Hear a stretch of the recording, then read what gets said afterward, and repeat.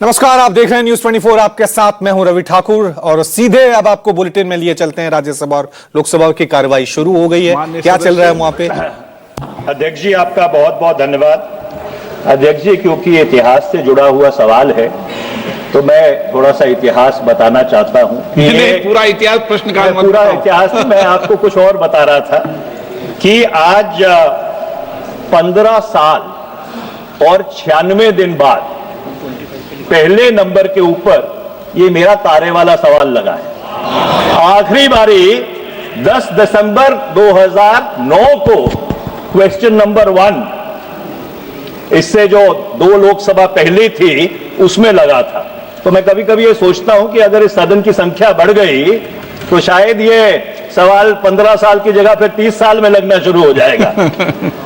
अध्यक्ष जी, आज से 96 वर्ष पहले जब शहीद आजम भगत सिंह और बटुकेश्वर दत्त ने केंद्रीय विधानसभा में अपना विरोध दर्ज किया था तो उन्होंने कुछ पर्चे फेंके थे। उस पर्चे को रेड पैम्फलेट कहते हैं।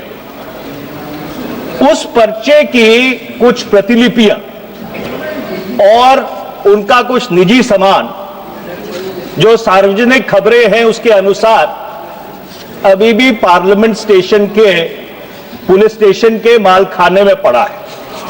अब सरकार की तरफ से यह जवाब आया है कि ऐसा नहीं है। मैं इसमें कोई विरोधाभास में नहीं पड़ना चाहता, पर मैं सरकार से यह आग्रह करना चाहता हूं, बहुत विनम्रता से आग्रह करना चाहता हूं कि यह हो सकता है कि जिस चीज का मैंने जिक्र किया और उसके साथ साथ कुछ और भी ऐतिहासिक सामान उस मालखाने में पड़ा हुआ है।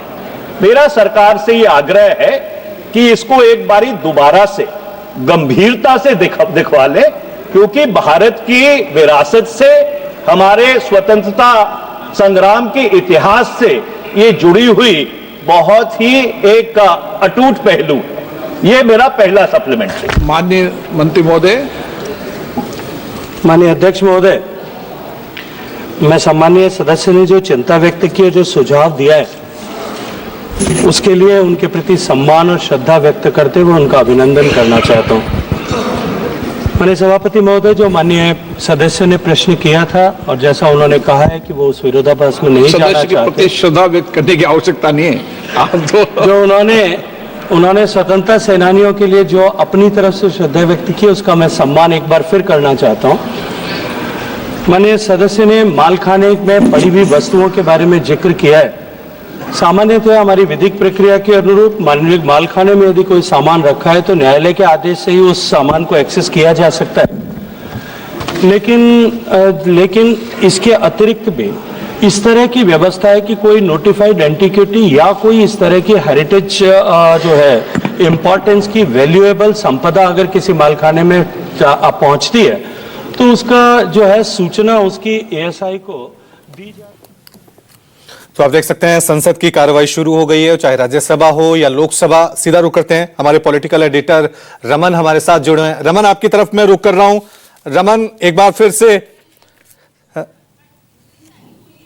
फिर से अब संसद के सत्र की शुरुआत हो गई है होली की छुट्टियों के बाद।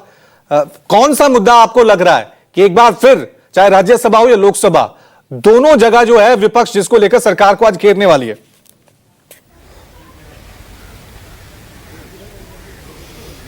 देखिए, बिल्कुल सही कहा आपने कि होली की छुट्टियों के बाद फिर से संसद की कार्रवाई शुरू हुई है और लोकसभा और राज्यसभा में प्रश्नकाल सुचारू रूप से चल रहा है। लेकिन जो एडजमेंट मोशन का नोटिस दिया गया है वो नीट पेपर लीक के मामले पर कांग्रेस के सांसद मनिकम टैगोर ने दिया है, नोटिस दिया है और कहा है कि सभी विधायी कार्यों को स्थगित करते हुए इस मुद्दे पर चर्चा की जाए, क्योंकि लाखों परीक्षार्थी इससे प्रभावित हुए हैं।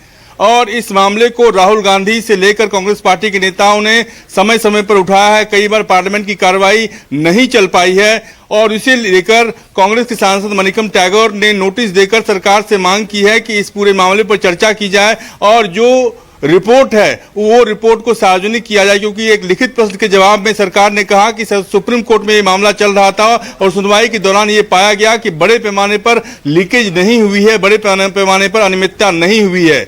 दूसरा मामला जो सबसे बड़ा मामला है वो वक्फ अमेंडमेंट बिल का है, जो जंतर मंतर पर all India Muslim personal law board इस मामले पर धरना दे रहा है और all India Muslim personal law board के समर्थन में कई राजनीतिक दलों के प्रतिनिधि भी उस बैठक में शामिल होंगे, उस धरना में शामिल होंगे और क्वेश्चन आवर के बाद हो सकता है कि तमाम जो विरोधी पार्टियों के नेता हैं वो इस मामले को उठाएं और सरकार से मांग करें कि वक्फ अमेंडमेंट बिल पर जो कैबिनेट ने मंजूरी दे दी है, अब सरकार इस बिल को पास कराने की तैयारी कर रही है, इस बिल को सेलेक्ट कमेटी को भेजा जाए, क्योंकि इससे पहले जेपीसी ने अपनी रिपोर्ट दे दी है। जेपीसी की रिपोर्ट के बाद से ऐसा लग रहा है कि विपक्ष की मांग को नजरअंदाज किया गया है और सरकार लगातार ये कह रही है कि वो वक्फ अमेंडमेंट बिल को लगातार पास करने के लिए कोई कसर नहीं छोड़ेगी। ठीक है, शुक्रिया रमन तमाम जानकारी के लिए।